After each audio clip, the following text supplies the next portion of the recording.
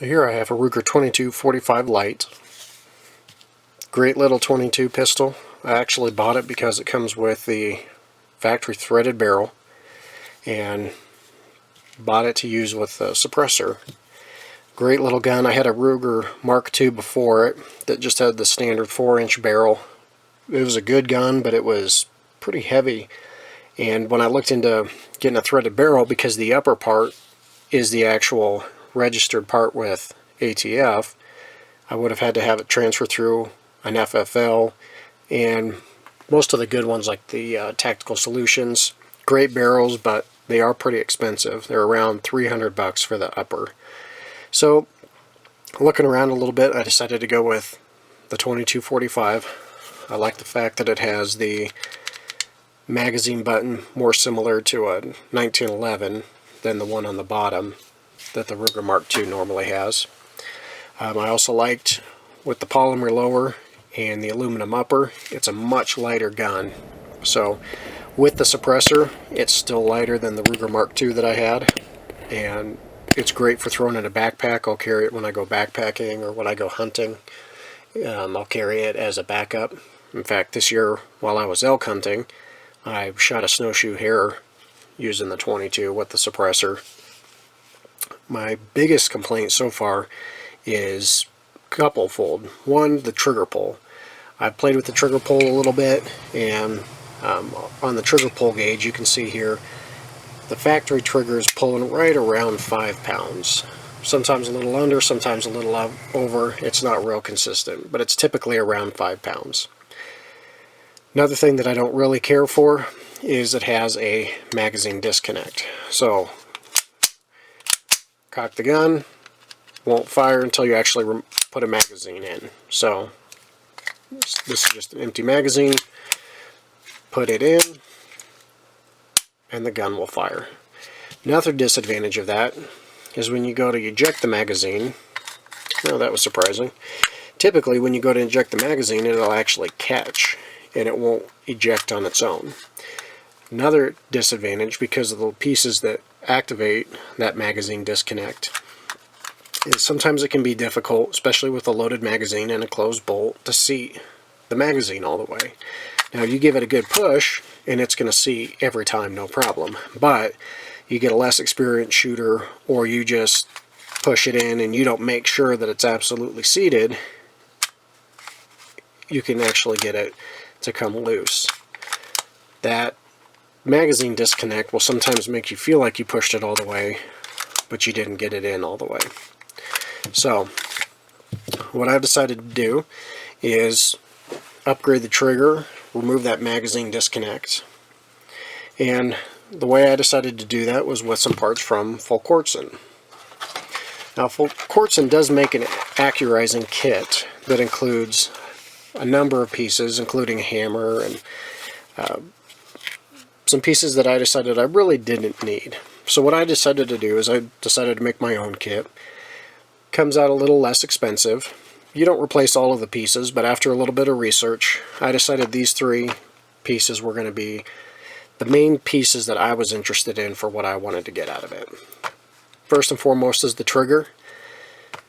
Their trigger comes with adjustment screws for over travel and for take up. The Sear, and between the trigger and the Sear, that's what's going to give me the lower trigger pull. And then right here is a Mark II hammer bushing, and what that's going to do is it's going to take the place of the magazine disconnect. And not only is it going to take its place, but I'm not going to have to use spacers or anything like that, since that piece will be gone. The way that's shaped, it's just going to take its place, the magazine disconnect will be gone, and I won't have to worry about spacers or other little pieces. So, to get started, I'm going to start with disassembly, including the handguards of the handgun. I'm going to go ahead and take off the handguards first. You guys don't need to see that, it's just Allen key on both sides. So now, with the handguards removed, you can see the pins that you need to take out.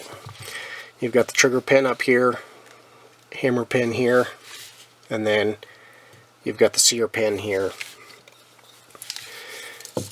Next step's go ahead and take the pistol apart.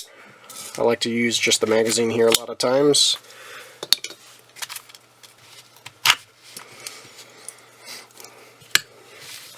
Now you do need the magazine in there so that you can actually fire the gun to get it taken out. Alright, next step is you're going to remove the upper receiver. Sometimes, especially if you haven't done that a lot, that can be a little bit more difficult part. Alright, so now that you're here, what you want to do is you want to take a little bit of time looking at all the pieces, kind of getting a good idea of where everything lays out. Try to look for the springs, can you see where the springs are? And that's going to make it much easier when you do go to put it back together, to help you make sure that everything gets put back in there just correctly. Now you do have a couple smaller pieces. I don't know if I have something here to point with. You've got a little plunger here on the front of the trigger. You're going to want to be careful with that. The Volquartsen kit does come with an extra one, but you still want to make sure you watch where that goes, because if you're not careful it can pop loose and go flying.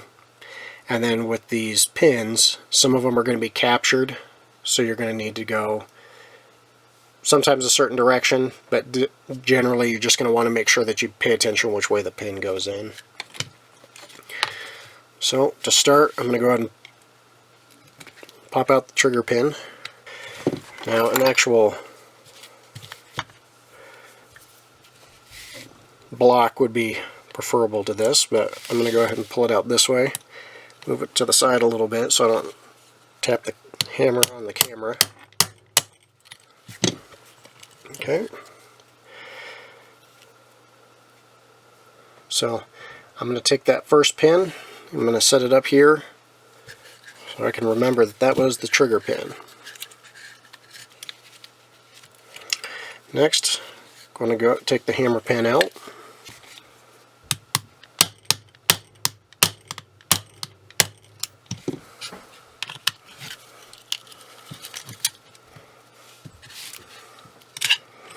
Okay, and you can see there's the little detent for the pin capture was on the left side.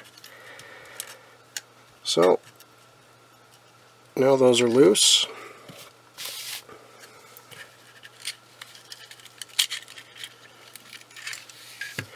Okay, so there comes the entire assembly. So here you got the trigger bar, the trigger with the little pin and spring inside of it here. Here is the magazine disconnect and the spring for that. Those I'm not going to be using again. And then here's this little bushing. Is this whole assembly right here is what's going to be replaced with the Mark II bushing. So that's going to go be put away, out of the way. And then here's the hammer. I'm going to clean up some of these parts like the trigger bar and the hammer that I can't normally get to very easily without disassembling the pistol this far. Clean those up while I've got them. So these parts I will hang on to. The trigger and the bushing are going to be separate, so those are going to go and they're going to get replaced. Alright, while I'm here, the bolt release has a detent in it that holds it either in the up or the down position.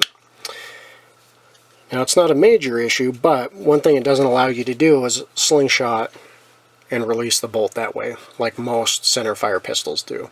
So what I'm going to do is I'm going to remove this, and you can see the ball detent right there, that silver piece, and it's got a little spring on it, and I'm just going to remove that. Now there is another way to do it where you actually, there's a spring you can replace it with to push it down, and that'll let it actually close on you. If the pistol's upside down, this will let it just fall into gravity this way.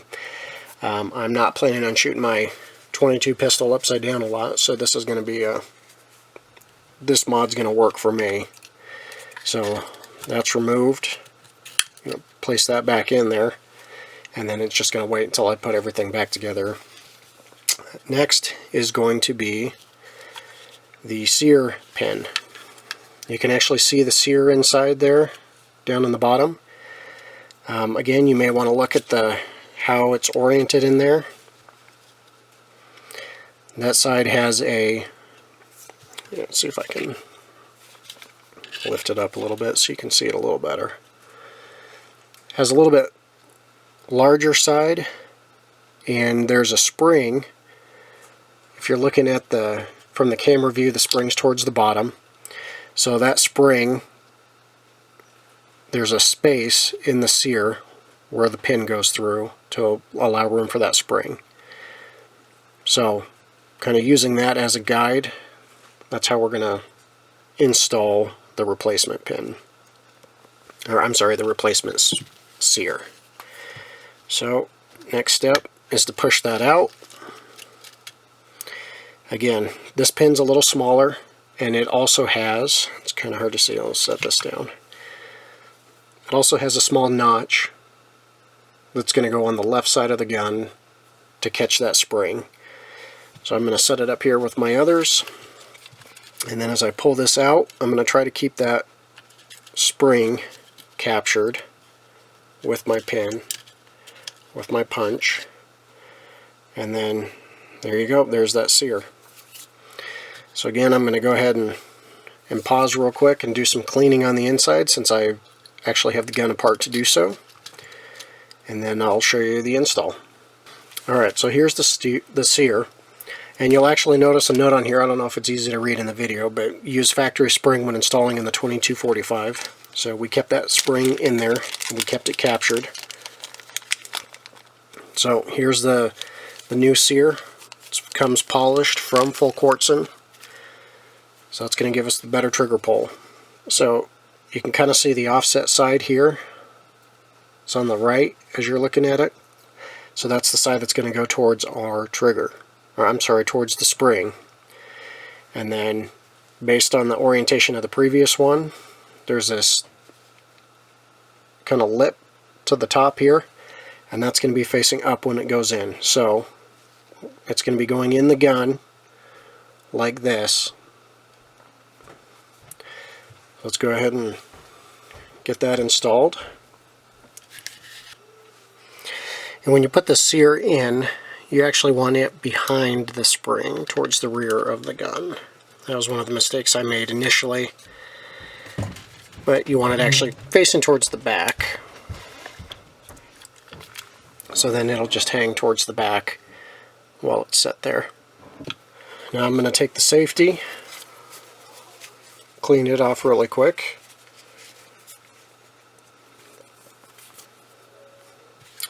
And now the safety is going to go in there, and it's actually going to capture that sear.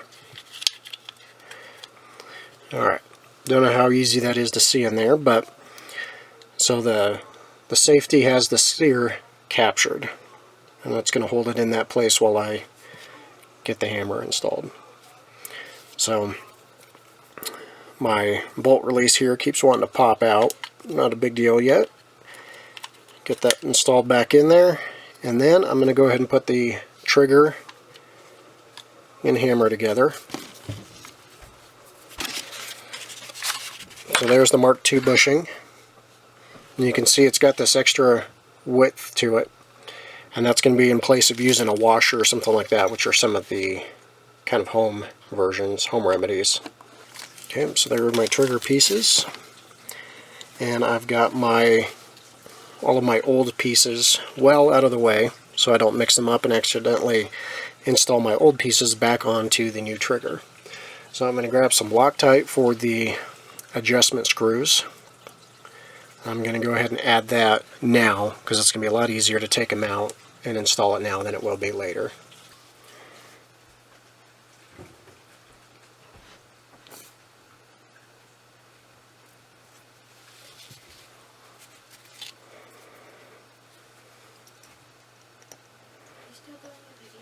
Yep.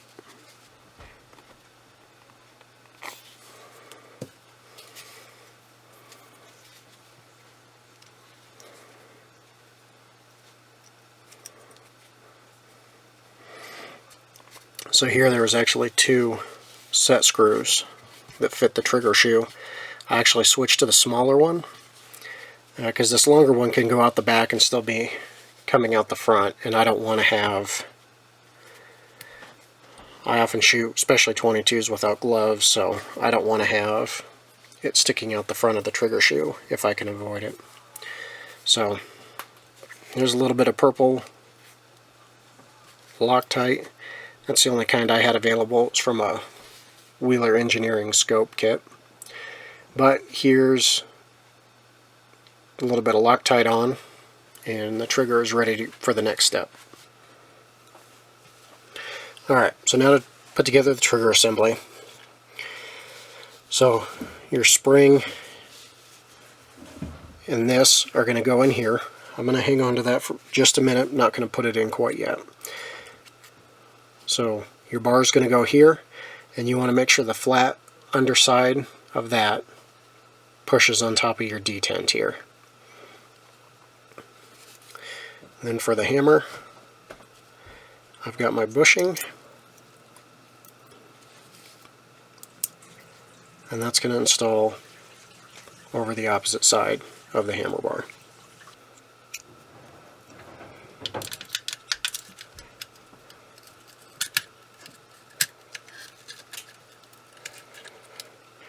There's a spring on this right side. Oh. So you want to have the little detent on the right side of this pin as it goes in.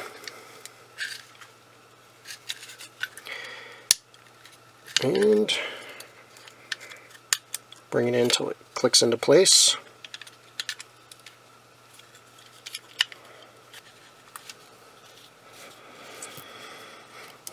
Alright, so let's go ahead and put the hammer in.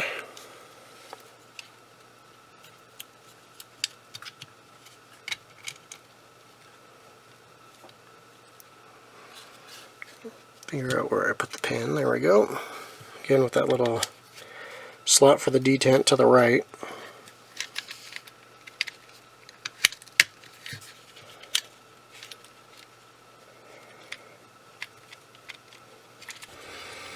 Alright, with the pin in the hammer, one thing I forgot to show well on the video was right before putting the hammer back in, I did put this spring and plunger back in place.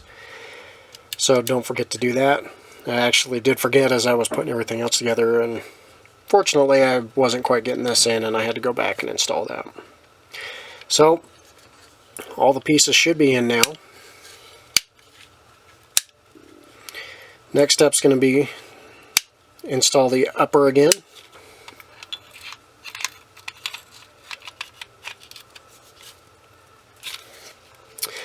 Now you could go ahead and put your grips back on now. I'm actually going to put in the bolt and the spring assembly. Do that first, that way I can function test before I take these off, just in case I have to do anything, put anything back together. One nice thing you'll notice now is if you have to pull the trigger to fire or anything like that, our disconnect is gone, so it will fire without the magazine in place. One of the things that you may notice, if you don't get the upper on all the way, the pins won't line up, or the holes for the pin won't line up quite right, and then that pin won't want to go in. You want to make sure you get that hammer installed okay. One of the ways to you want to make sure that there's a little bit of resistance here for this last part. That's how you know you got it in there right.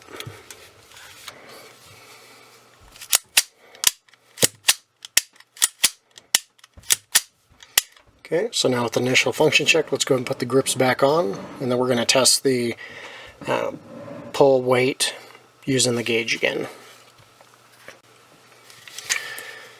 Alright, so everything's back together. I've got the over travel and the take up adjusted. So there's a very small amount of take up and then just a little bit of over travel. I took them almost to the minimum and then backed off just a little bit because I want to make sure it functions properly. If you take up too much of the take up, it may not actually reset the Sear properly. And then obviously if you get rid of all of the over travel, you could have an issue with not enough room for the trigger to actually fire. So I took them about to the minimum and then backed off just a hair, and let's see what that gives us now.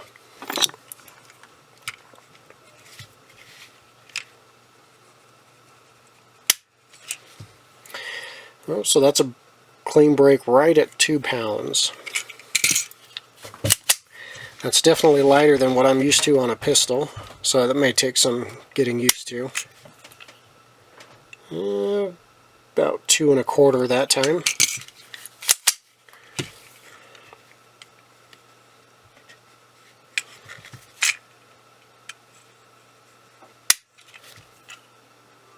Two and a quarter again. Here's one of the advantages. I mentioned that a lot of times the mags didn't drop free prior to the conversion.